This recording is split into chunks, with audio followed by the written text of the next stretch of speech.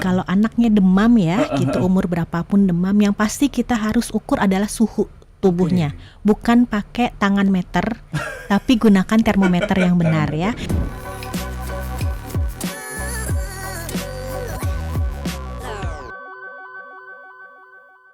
Nah, ketika terjadi demam atau kita mungkin sedia temperatur ya di rumah ya dok ya, kemudian kita cek suhunya naik sedikit, sebetulnya penanganan awal ketika anak atau buah hati kita di rumah demam itu seperti apa dok, step-stepnya gitu supaya kita punya ilmu nih, nggak panik gitu ya.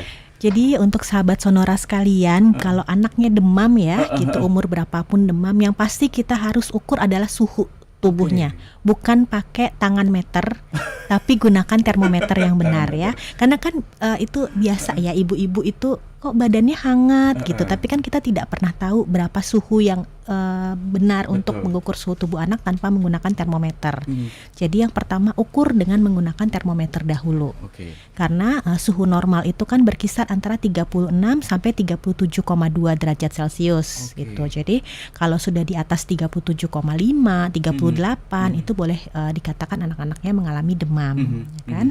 Nah, setelah itu jangan langsung panik. Kita lihat juga bagaimana sih status hidrasi atau minumnya si kecil.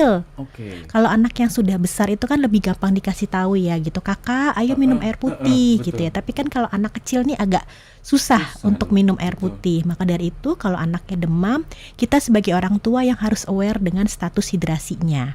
Kenapa sih harus aware dengan status hidrasi? Karena kalau si anak-anak tersebut mengalami dehidrasi, maka demamnya tidak akan turun, malah makin demam. Gitu. Jadi ketika anak demam, kita harus perhatikan status hidrasinya. Bukan hanya dengan minum air putih, apapun boleh diberikan. Jadi mau makanan yang mengandung sup, jus buah, susu atau apapun yang bentuknya cairan yang mereka dapat terima. Gitu ya. Jadi kecuali kalau ada yang menyebabkan mereka alergi atau mereka tidak cocok, itu baru tidak kita berikan. Tapi kalau selama itu cairan mereka dapat terima, ya kita hitung itu sebagai cairan. Nah, kebutuhannya berapa? Kita hitung berdasarkan berat badan. Jadi kalau misalnya kita berat badannya 10 kg, kita kalikan dengan 10 mililiter.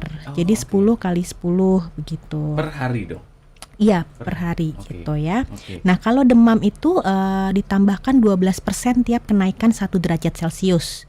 Jadi kalau anaknya 10 kilo itu membutuhkan cairan sebanyak 1000 ml. Tadi maaf 10 kg dikali 100 ml per 24 jam. Jadi kebutuhan cairannya itu sekitar 1000 ml per 24 jam.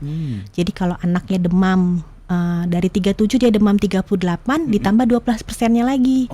Berarti menjadi 1120 ml per 24 jam. Kan anak nggak mungkin minum dalam 24 jam gitu kan. Mungkin kita hitung 8 jam nih dia harus minum. Berarti 1120 itu dibagi 8 gitu. Jadi setiap jam kita bisa ukur, oh dia harus minum segini nih gitu. Nah, itu disesuaikan dengan peningkatan suhu tubuhnya gitu. Nah, kalau 20 kilo ya kita kalikan 10 kali 100 tambah 10 kali 100 ditambah berapa persen nanti kenaikan suhu tubuhnya gitu. Itu dari status hidrasi.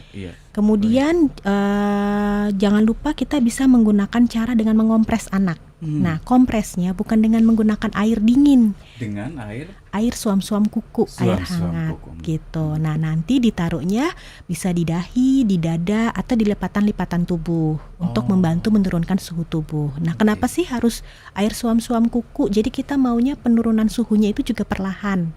Tidak langsung drop. Nah, kalau langsung drop nanti ditakutkan akan cepat juga meningkatnya gitu. Jadi diturunkan perlahan-lahan supaya tubuhnya bisa adaptasi. Nah, yang perlu diperhatikan juga adalah baju. Kita kalau melihat ibu-ibu nih kalau anaknya demam itu saya suka lihat bajunya itu makin lama makin tertutup.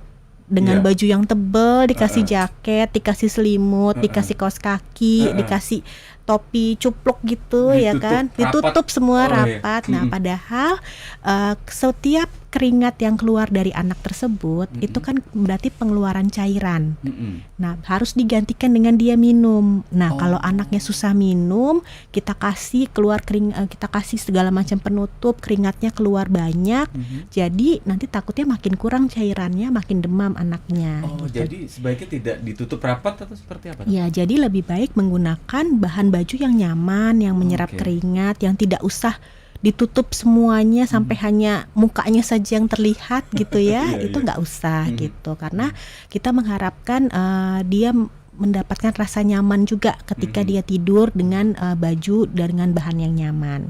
Kalau misalnya belum berhasil juga dan anaknya masih rewel nih dan ibunya sudah mulai panik, kita boleh memberikan obat-obatan untuk penurun demam, misalnya mengandung paracetamol itu. Nah, dosisnya juga harus diperhatikan gitu, karena kalau kita lihat di kemasan itu kan dosisnya berdasarkan usia ya. Sementara kalau kita balik kepada guideline-nya, memang kalau untuk penurun demam itu menggunakan paracetamol itu menggunakan berat badan. Oke. Jadi 10 sampai 15 mg per kilogram berat badan. Jadi dihitung lagi berat badan anaknya berapa. Oke. Karena ada beberapa pertanyaan yang masuk, kok pakai paracetamol yang ini nggak turun, yang ini turun. Nah, itu karena kan ada perbedaan dosis juga di setiap kemasan paracetamol. Makanya kita harus lihat ke berat badan anak tersebut. Begitu, Mas Yudi. Wah, ini ilmu-ilmu praktis nih untuk para orang tua nih, sahabat Sonora ya. Ternyata ada beberapa hal yang penting yang harus kita ketahui kalau anak kita demam. Jadi kita nggak panik ya. Ketika anak kita demam, kita tahu step-stepnya dari mulai suhunya dipastikan, kemudian juga hidrasinya, kompresnya, dan baru kemudian bisa dikonsumsi obat-obatan untuk membantu menurunkan Membantu menurunkan demam. Oke.